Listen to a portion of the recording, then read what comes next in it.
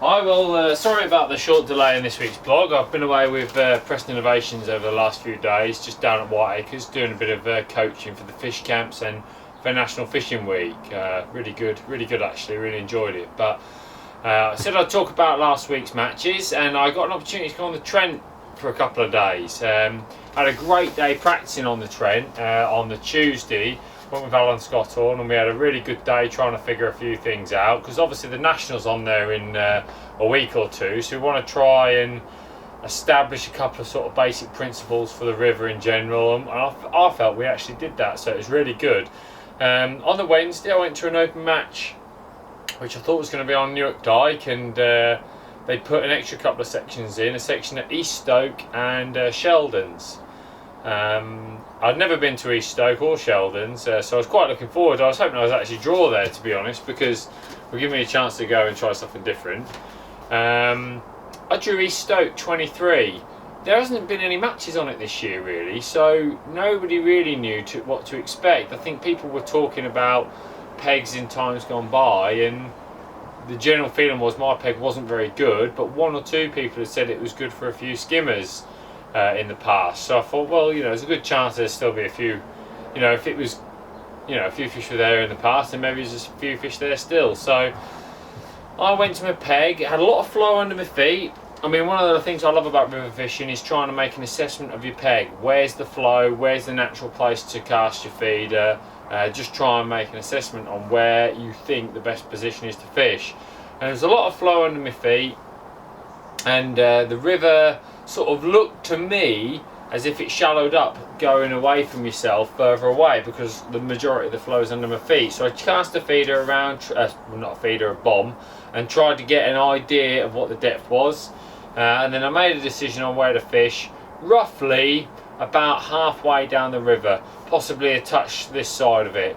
I thought that was a nice place to fish, a lot of flow there, good depth, and that's where I wanted to fish. I've been doing quite a bit of feeder fishing on the river, as well as float fishing obviously, but I've spent a long time sorting out my rigs and getting things just nice to how I like it, which, I'm not going to run through the particulars of the rigs today, but I think what you need to remember is whenever you go out doing a type of fishing that maybe you haven't done for a little while, that you make sure that your setup is right and something that you're comfortable with. So like I talked about with the slider fishing when we went to the Europeans, it's really important not to get in a tangle, make sure everything's smooth, accurate, and I had to go out and sort that out for myself, and this has been exactly the same for the feeder fishing as well.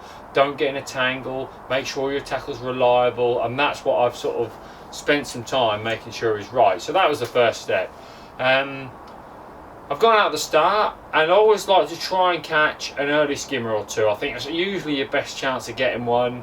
On the tidal bits that can change, but in the other bits I would say that the first hour of a match is often the time when you can nick a bonus skimmer, or right towards the end of the match.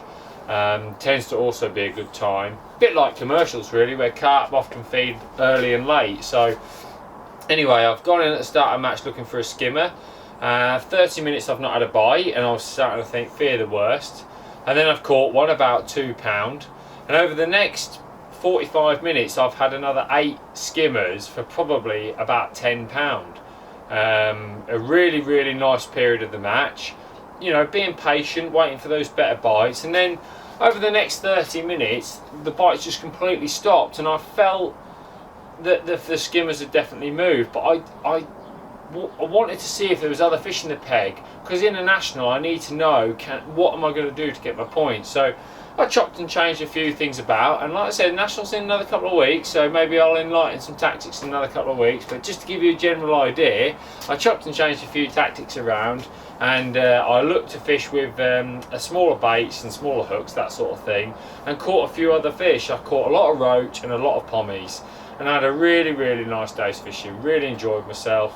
But at the end of the match I thought I probably had about 15 or 16 pound, but I was surprised. I think the skimmers, like I said, they were about 10 pound, and I possibly didn't realise they were quite as much as that, and all those small fish went 9 pounds. So I had a fantastic match, 19 pound. I came third in the match, really pleased with that. There was a 55 pound and a 25 pound of barbel down on the Sheldon's length. Also, who won the match, definitely deserves a mention. 55 pounder barbel on a river. What a fantastic day's fishing. 11 barbel he had. That'll play a massive part in winning the national individually if you can get on those barbel. Following day, I went to the tidal section of the Trent. That's quite interesting. It doesn't seem to me that there's as many fish on the tidal section as there is on the non-tidal. I say as many fish, that's probably not the right term. More like the conditions of the tide dictate how the fish feed, whereas on the non-tidal bit, they seem to, because your conditions are constant all day, there always seems to be a few fish to go at. But again, I drew at South Clifton, 45 for those who know it. I don't really know the stretch particularly well, and I had a nice depth on the inside for the pole. I knew there's a lot of perch about, so I set up some tackle to try and catch a few perch, and then I also went on the feeder with the same tactics that I used the day before. It's a long match and it wasn't always going to be as good. I think they fished 6 hours there, but when I looked at the weights, £10 had got you in every single week. So I thought, well, if you can catch £10 today, you're going to be well up. I've had 2 skimmers early, brilliant start again. 2 skimmers for about £4. Then I've had a quiet spell, and I've done the same as the day before. I've looked to put fish in my net, you know, chopped and changed the way I fed it, worked my peg really hard, which I just thought was really important. Worked my peg, and I ended up with £10.5, which was third in the match. There was a 14 and a £15. The thing that's always going to haunt me about that match is there was a snag, and every time my feeder line bowed, it would get caught in it, and often I'd manage to get it free, but unfortunately a few times I didn't, and I lost a few fish in it. But I think what was most painful is I've lost one about £1.5 that I actually managed to get out of the snag, and then as I'm sort of like tightening back up on it, it's come to the top and come off. That was quite annoying, but obviously didn't cost me anything. But I lost a big bream in the snag. I've hooked it, you could tell it was a big bream by the way it was fighting, and there was nothing I could do. I couldn't release the line from the snag on this occasion. I ended up losing all my kit. So I was very, very disappointed there, but I felt I'd fished a good match. So although you can be disappointed by losing bonus fish, I think sometimes you have to try and keep an open mind, you know, to the fact that you fished a good match or you learned something, you can take something away from the day, and that's what happened. So yeah, really good 2 days, third in 2 matches on the River Trent, not bad for you know, someone who hasn't been on the river for a little while. So I really enjoyed that. I was really pleased, to be honest. And you know, and then I went down to Whiteacres for these days with Preston. Now, what I've done is on the end of this video, I'm a brilliant video editor, but I think I've managed to put together 2 videos from Whiteacres where myself and Adam Wakelin went and visited the pegs that we won the Park Dean Masters off. Talked to you a little bit about the pegs there, so worth staying tuned. We'll see if we can get those on. I wanted to get Des as well, but unfortunately I had to leave, so I think we'll make a few references to that in the next videos. Hope you enjoy them, and I'll catch you up on the blog next week. Thanks.